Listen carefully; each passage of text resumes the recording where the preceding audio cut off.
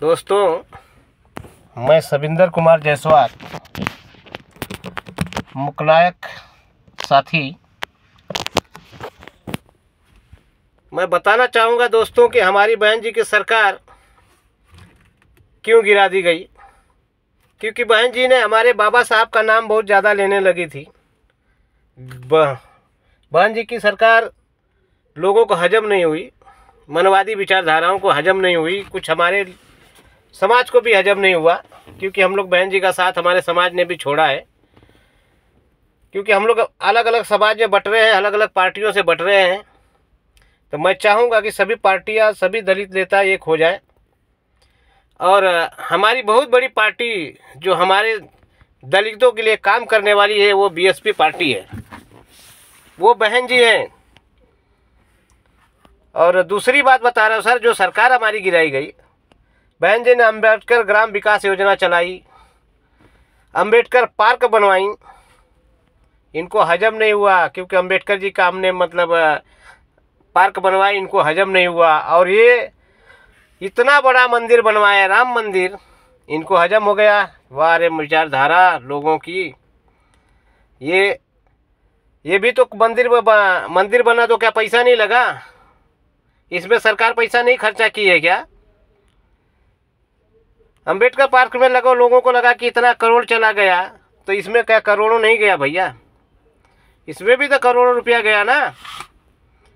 तो सरकार के बारे में ये अपनी ये मनवादी विचारधारा है, इसे आप लोग बदलिए। और अपने हमारे महापुरुष की अगर बहन जी ने नाम पे कोई योजना चलाई तो कोई गलत तो नहीं किए। राम मंदिर बन सकता है, मथुरा काशी बाकी है, ये हो सकता है, तो हम इनके विरुद्ध नहीं हैं। लेकिन आप हमारे विरुद्ध क्यों हो रहे हैं सर? हमारा भी तो, हमारे लिए तो हमारे दलित भगवान, दलितों के लिए बदनाम तो बाबा साहब को आप लोग बदनाम करते ही हो कि दलितों के नेता थे। लेकिन वो दलित नेता नहीं थे, वो पूरे समाज, हर समाज के नेता थे, हर लोग के साथी, हर लोग के साथ खड़ा थे वो। संविधान सिर्फ दलितों का नहीं है, सबका है। पूरा भारत संविधान पे चल रहा है। ये आप लोग देखो सर, कानून के हिसाब से सब चलता है, संविधान के हिसाब से सब चलता है। तो बाबा साहब का नाम क्यों नहीं होना चाहिए? बाबा साहब के नाम पे अम्बेडकर पार्क क्यों नहीं बनना चाहिए? अम्बेडकर पार्क क्यों नहीं होना चाहिए? लेकिन नहीं, राम मंदिर बना तो किसी को कोई आपत्ति नहीं, और अम्बेडकर पार्क बन गया तो सबको विवाद हुआ था। सरकार गिरा दी गई हमारी बहन जी का। वाह रे भाई वाह, मानो मना विचारधारा, वाह, तारीफ करने के लायक है मानव विचारधारा। ये मनवादी विचारधाराओं का सोच है। लेकिन फिर से 2027 में बहन जी को लाना है, वापस उनको उसी जगह पे लाना है। बहन जी ही हमारे दलितों की नेता है, और दलित के बारे में अगर कोई पार्टी सोच सकती है तो बहन जी। बाकी सभी नेता हैं, जितने भी दलित के नेता हैं, लोग अपनी अपनी रोटियां सेकने के चक्कर में पड़े हैं भाई। इसे अगर आप लोग समझोगे तो बहुत ही अच्छा काम होएगा हमारा, और हमारे समाज का काम होएगा। हमें कहने की ज़रूरत नहीं है और कहना भी नहीं पड़ेगा। इसके लिए जय भीम, नमो बुद्धाय। 2027 में दोहराना है, मायावती को प्रधानमंत्री, मुख्यमंत्री यूपी का बनाना है।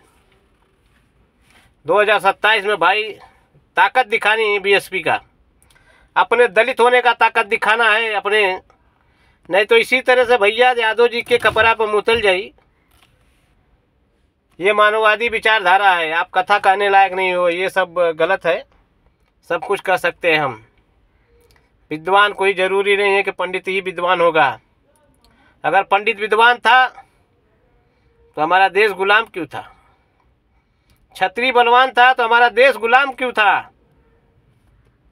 बनिया चतुर था तो क्यों भैया गुलाम था हमारा देश? ये तीनों तो, कोई चतुर था, कोई बुद्धिमान था, कोई बलवान था। और हमारे बाबा साहब 9 भाषा 32 डिग्रियां लेके आए, संविधान रचे और इस देश को आज़ादी दिलाए। ये हमारे लिए सबसे महान, यही हमारे महान थे और हमारा महान है।